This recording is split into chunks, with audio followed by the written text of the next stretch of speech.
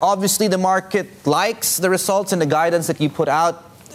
Do you expect the same sort of conditions to persist this fiscal year? And if anything, what do you expect to change? I think things are improving in all three of our key markets. There's a synchronized construction market growth in North America, in Asia, and in Australia, all being driven by perhaps different factors, but nevertheless, it's benefiting our businesses significantly as we have leading positions in building products and materials in all three markets. Not to put you on the spot here to pick your favorite child, but I do understand, of course, you do expect growth from all your businesses. Is there one in particular that you're perhaps a little bit more concerned over compared to the others? I'm not concerned about any of those businesses right now. We've just come through a major milestone, having acquired in the prior year a major acquisition in North America. And when we came out with our 6-month results, we had some teething pains associated with the first 6 months of integration. We've now gotten through that. We delivered a fine result for the full year, and we're forecasting an even stronger result next year. So the proof in the pudding for this acquisition is coming through in financial year 18's results, and we forecast a strong financial year 19. Our business in Asia is consolidated a little this year, but I don't think it's a concern. In the 4 years we've been in the joint venture with USG in Asia, we've had EBITDA growth of over 80%. And so we think that we're in for another strong year in financial year 19.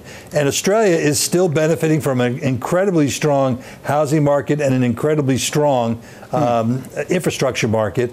And that's our sweet spot as well.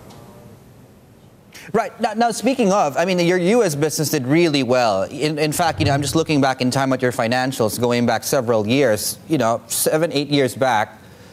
The U.S. business made up single digits as far as the slice of the pie of your revenues. That's up substantially today. I mean, is it at all plausible, Mr. Kane, that in the next 5 years you derive most of your revenues and business from the United States?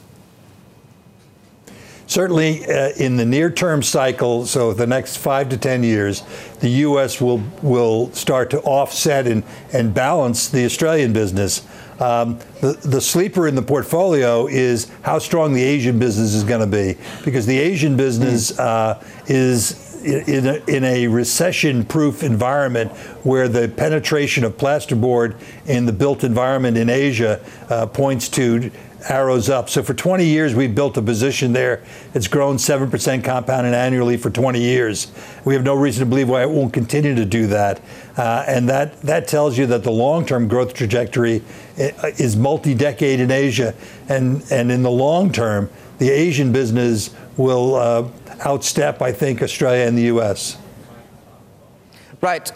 Just very quickly on this expanded joint venture with USG, can you elaborate a little bit more how you envision that to be, and essentially when do you expect to make a decision? Either, is that going to be a JV or is that going to be 100% owned moving forward?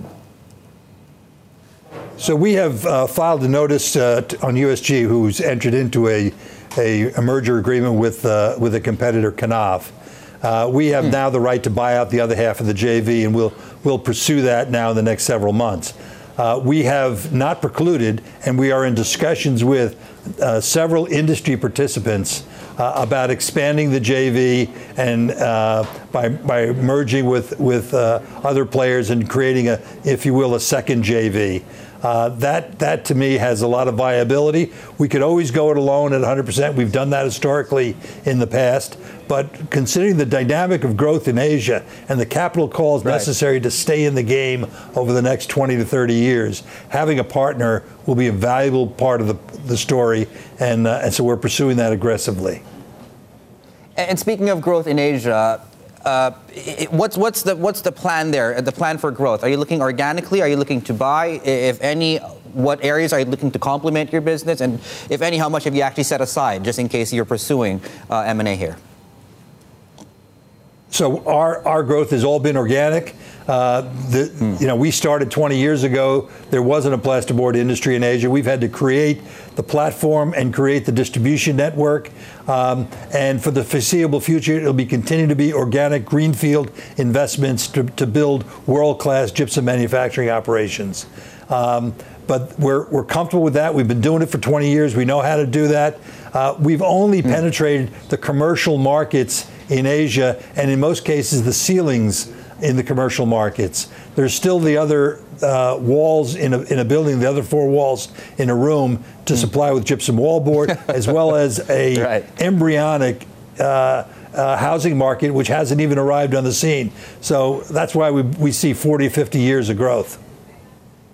Mr. Kane, I got to ask you just very quickly here on the political dysfunction there in Australia. Do you think the infrastructure outlook will be impacted by what we're seeing there politically? And are you actually preparing for a Labour government?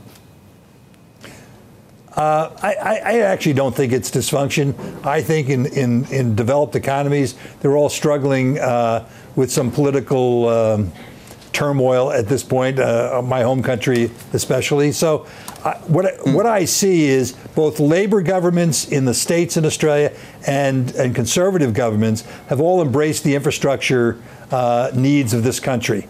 And so just yesterday, the Labour government in Victoria announced a $50 billion long-range rail project that we're very excited about and would hope to participate in.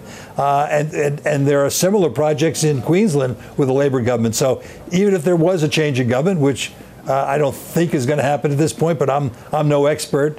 I'm really a visitor when it comes to Australia. But I think irrespective of the government, both parties understand the deficit of infrastructure in this country and that it needs to be addressed. Mr. Kane?